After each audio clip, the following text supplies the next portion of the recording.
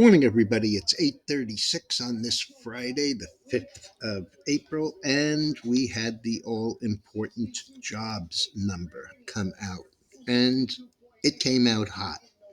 Um, Jobs increased 303,000. The estimate was for 200, which was more in line with um, the ADP number that came out on Wednesday. So, jobs up, unemployment rate down 3.8 versus an expectation of 3.9. The biggest upshot of this is that last week the 10 year, which is the chart on the screen, the 10 year was 420. Before the number came out, it was 433, which was up 2. Currently, 439, up another 6. Earnings up 3 tenths versus up 2 tenths. On a year over year basis, that's 4.1%. Average hourly hours 34.4 versus 34.3. The U6 number, which is the underemployment number, 7.3%. And labor participation rate, 62.7 versus 62.5 expected and 62.6 last month. Um, the people at CNBC are rationalizing this out. That idiot Steve Leisman, who always looks for a reason to support the market, is talking about how there are more people coming into the labor force and therefore it is not inflationary. How about the other side of that coin? There are people who are now so heavily in debt with consumer revolving debt that's costing them up to 31% annually to support that, can no longer afford to live the way they're living, and therefore they are forced back to work. At 8 o'clock this morning, the Dow was up 109.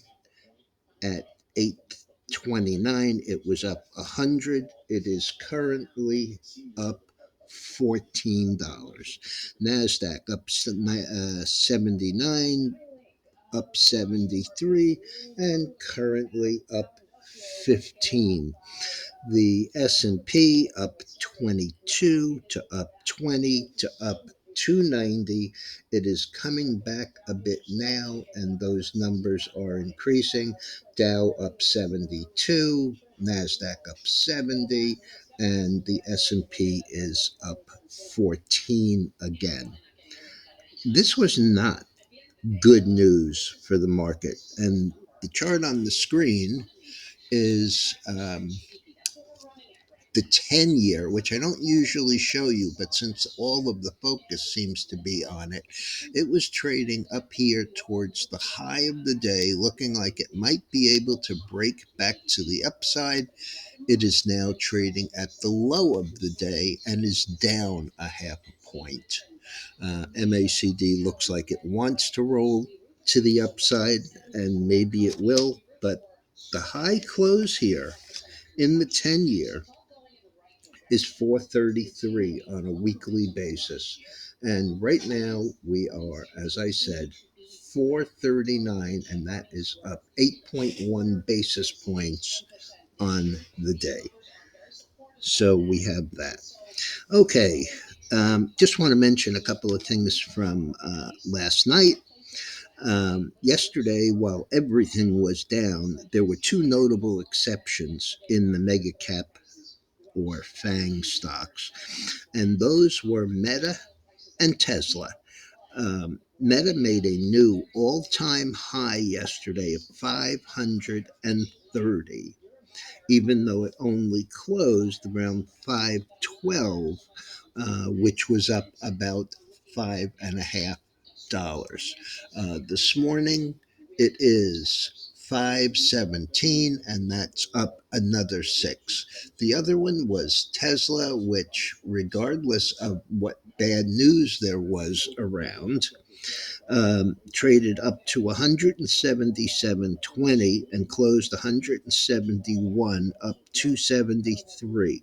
Normally, I would look at these things and say, well, they gave up a big piece of their gain. But all the other stocks in that grouping were down, and they were down at least as much as Tesla and Meta were up. Paramount got the bid to do the deal, but it doesn't really favor the PARA holders. Uh, they had closed that stock at 13.52, up $1.76, and brought it straight back down to 12.34, down $1.17. So most of that gain, and down 8.5%. Two food companies that reported yesterday, one with a beat, one with a big miss. ConAgra, CAG, big beat. Stock got up as high as 31.39, and it closed at 30.64, and that was up $1.58. This morning, it's about unchanged.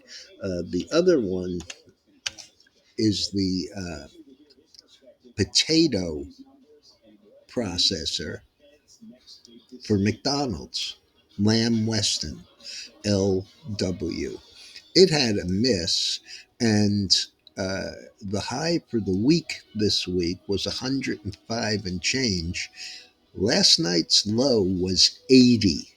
80.02 to be precise, and it closed at let's see, 81.53. That was down 1960, or 19.4%. Um, I keep on saying the four words to explain this market are it's an election year, and you have Biden coming out and saying, oh, well, the federal government is going to rebuild that bridge. Well, that's political.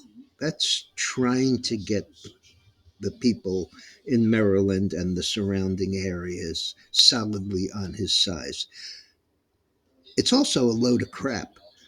Ships of this size that deliver the kind of cargo that deliver have got to have insurance.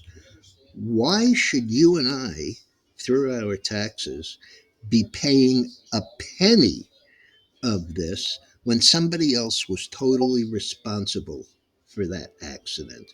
So, again, it's an election year. You also have Janet Yellen in China, and basically everything that I've heard so far that she said is nothing new.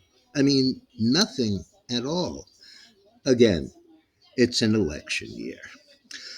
Okay, so the last in the Dow, all the way back to up 145. The Nasdaq up 103, and the S&P is up about 20. Um, that's great, with the exception of the fact that the market was down 530 yesterday, or 1.35%. The NASDAQ was down 228. So we're talking about a big rally, seemingly, but not when you look at what it's done for the week. So there you have it. Hope everyone has a good weekend, and I will be back Monday morning.